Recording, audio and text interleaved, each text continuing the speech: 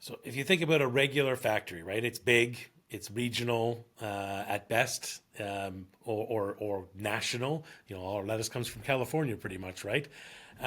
Ice industry is no different. So you have these regional ice factories. They're producing ice, in a typical factory way. When we looked at it, we said, you know what? What if we could not have that factory in one place, right? But have small factories. So in each one at the point where that ice factory is delivering today. So today what happens? You make the ice, you put the ice on a truck. Now the truck has to go to a distribution center. It goes at that distribution center, it's unloaded. That ice goes into cold chain, goes into a cold storage warehouse. Then you have to take it out, put it back on a truck. So we figured, hey, what if we just put the factory there? If it's right at that distribution center, well, there's no trucks arriving or coming or going. If we produce on demand, there's no cold storage warehousing at all. That's a lot of energy and economic waste. And hey, you were touching this thing 4, 5, 6 times. Now you're only touching it once to put it on that last mile vehicle. That's just a better way of doing things. But if you're going to think about how you decentralize, the biggest challenge is how do you make it efficient? And in the old world, you would think centralization is always the most efficient because you've got, people in one place, you've got all your capital in one place. It's so much more efficient. Well, we're in a whole new world here now where are cheap enough, software is smart enough, AI is a huge game changer for us. It is now possible, which it was never done before, to run a factory with no people in it, and to do it in a way where the cost of the assets, the automation equipment, actually makes sense. So it's actually less than the trucking, and that's where robotics, AI, and developing our own equipment that doesn't need to be tended to by people. That's really the core. And there are no factories without people in them. So the equipment is designed for there to be people around, right? And so what we have to do is reimagine the equipment and either modify existing equipment or create our own from scratch in order to make it truly autonomous. What led to relocalizing, choosing to start then, from what I understand, with packaged ice, right? And so there's a few, it's one of a few components here that I know that you all focus on. So can you kind of break down what you focus on there?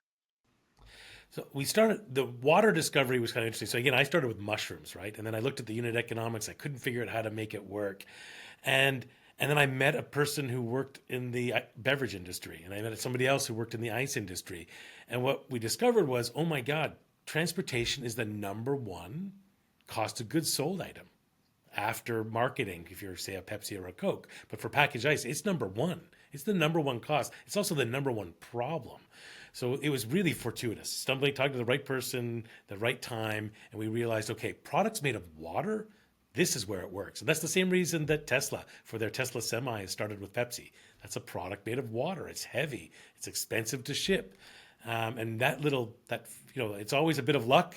Hopefully a bit of smarts, anyways. But that luck is a key component of it, and that's where we ended up with ice because ice is the heaviest, the most expensive, the highest waste or shrink, as they call it in the food industry, of any of the water-based products out there. So it was just the best place to start.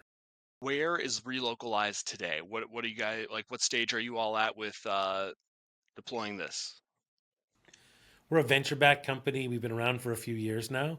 In 2023, we put out our first proof of concept factory. So, an autonomous factory down in Jacksonville, Florida. We did this in partnership with Southeastern Grocers. The product is on the shelves at Winn-Dixie stores down in Florida. And this micro factory really was the first. That was, okay, can this be done? Because if there were a bunch of things there that people didn't believe, like, really, are you going to really be able to produce food in a hygienic way at a distribution center? People don't make food there. Is that safe?